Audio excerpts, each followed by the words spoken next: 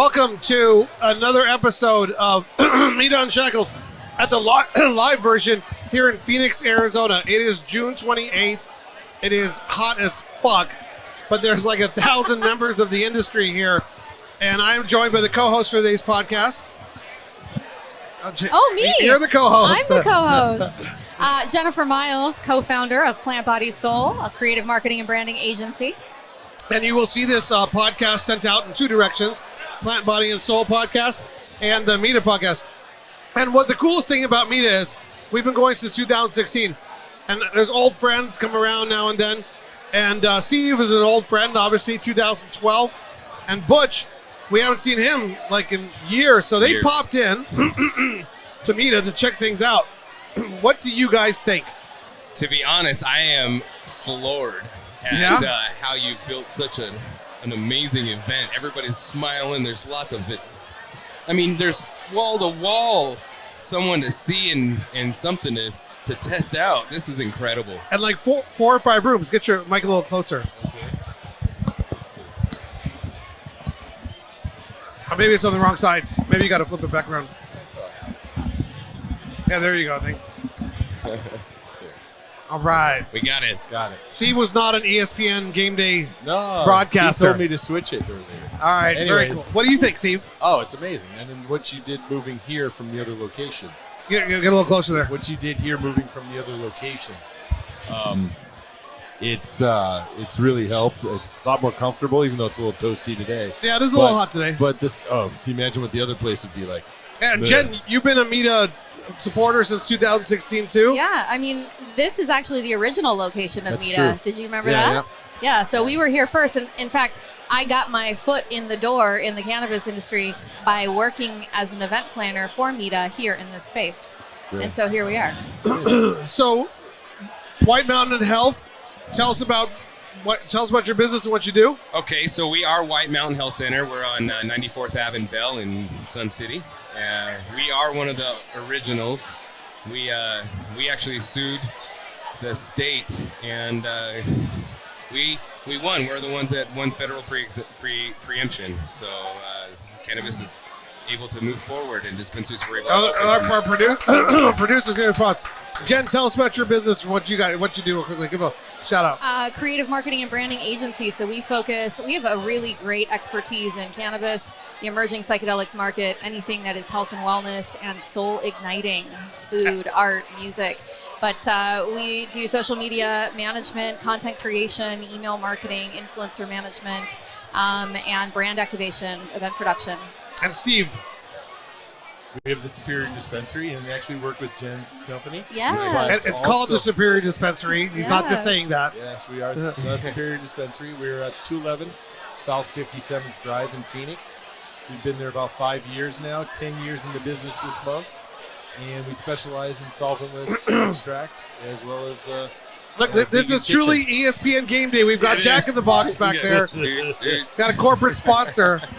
No, but both of you guys are legendary OGs of the industry. Yes. Some of the original two of the original license holders, hanging on, doing your thing. It's an honor to still know you guys after all these years. Honored to be here. Seriously, What you've done to build up this whole, I mean, just looking around at how many people are here is just impressive. How many people we got here tonight? Over 1,000. We have 1,200 registered. 999 of them are FA card holders. Wow. Meaning employees of the industry, bud tender with a dream, to owner the exit strategy. And then the other 150, 210 individuals. I don't like to tell our real numbers because I think we might be violating fire codes. But they are individuals like myself or yourself, Jen, who are involved as the ancillary auxiliary and supporting the people of the industry. So this is really about getting the people of the industry together, which I have learned in my 10 years in the cannabis space is what cannabis is about. And you're doing this once a month here. This is an event that seems like it takes a year to prep for. That's how it's a big event.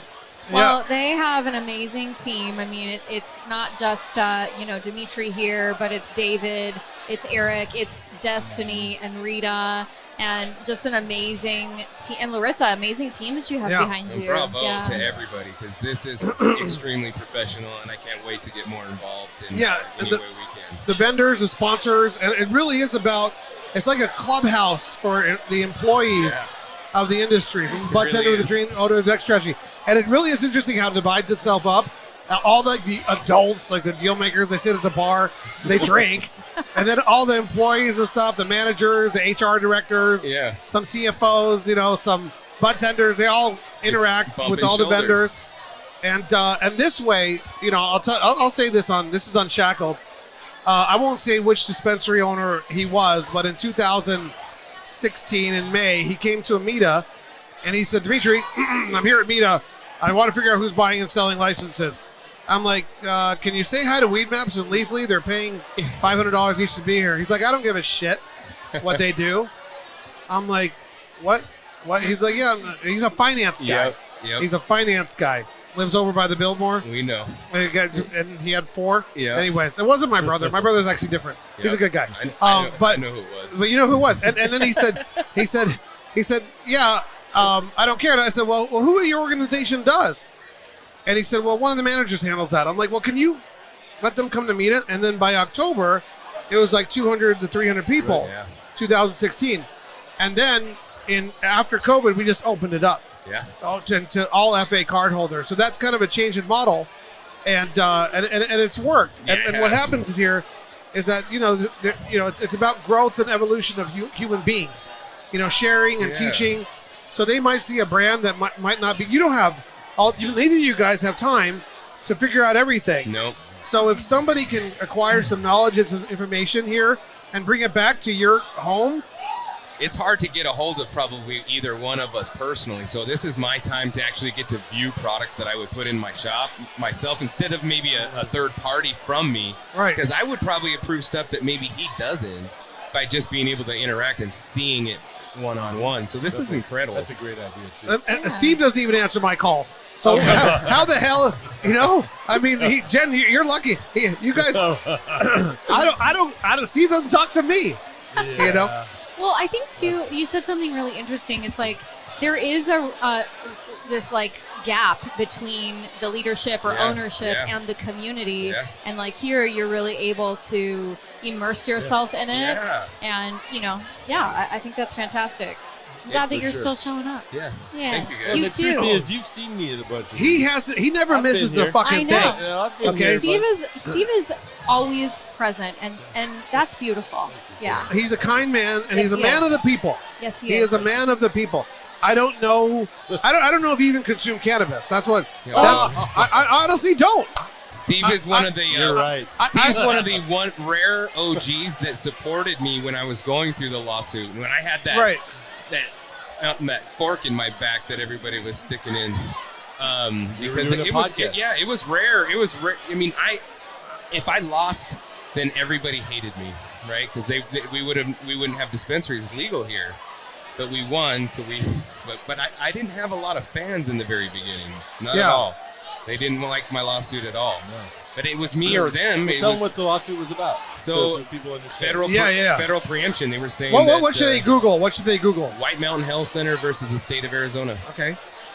Yeah, it was the one that allowed us to open our doors. So absolutely. Everybody was chilling. I mean, honestly, my family was like looking at it like a business, like a widget, like a suit. Yeah. It's an economic opportunity. Yep.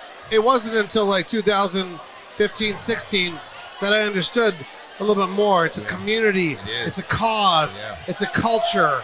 It's understanding how the world works through the cannabis policy of like 5 decades worth of nonsense, and it's a pursuit of freedom and choice for individuals. 100%. It doesn't matter if you consume. I don't consume. I use it at night sometimes to sleep. I do. But I do. I know. And it's not really about. I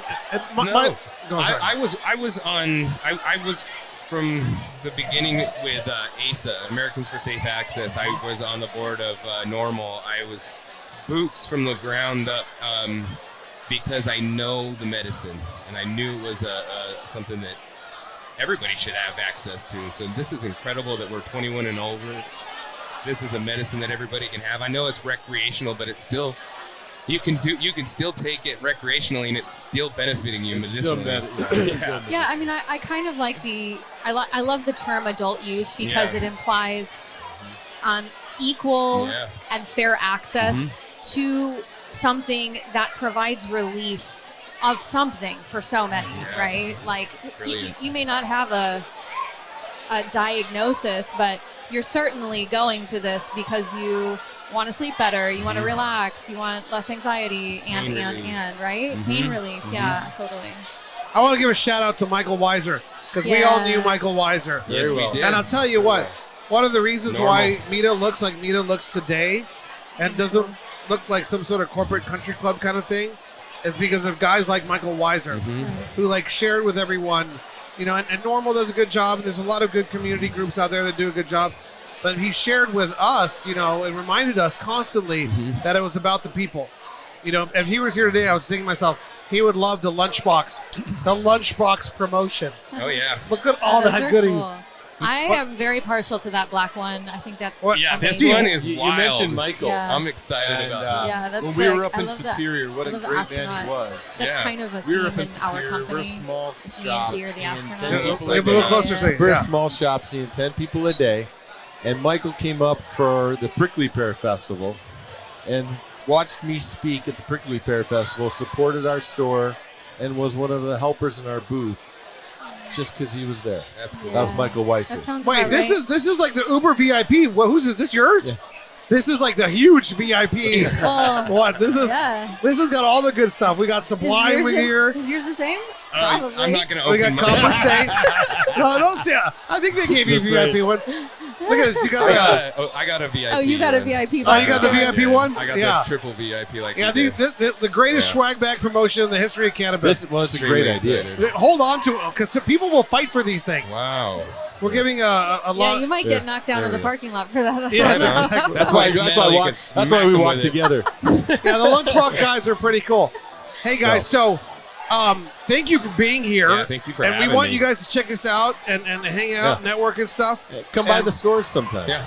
Come see us at the shop. I apologize. Yes. You know what, Dimitri? No, we'll go together. Yeah. How about that? Let's do that. Let's do that. We took over Superior's social media. They got a new social media account and team. So we'll go down there and we'll take some pictures. How about that?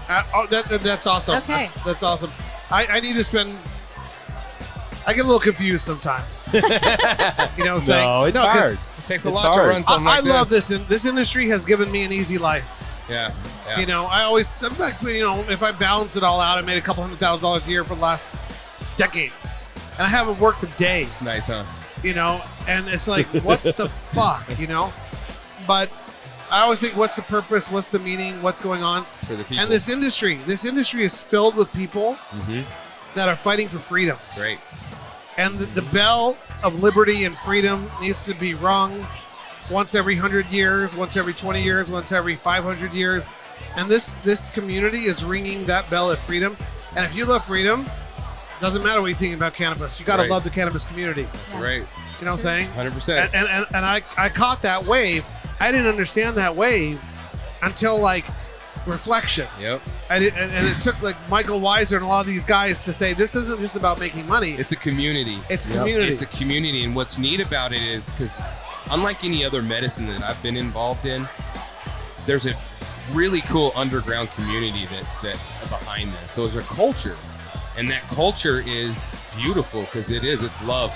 And that's what you see behind this is just love, gratitude, and I'm so happy to be even part of this culture. There's a lot of people here that want to talk to both of you guys, learn about how they can become as successful and as intelligent and as kind as you guys. So I don't want to stop. I want you guys to get out there and network. All right. For sure. I'll catch you guys at the bar. Yeah. Thanks for having me on. Thanks, For guys. sure. All right. Thank you. Thank you very much.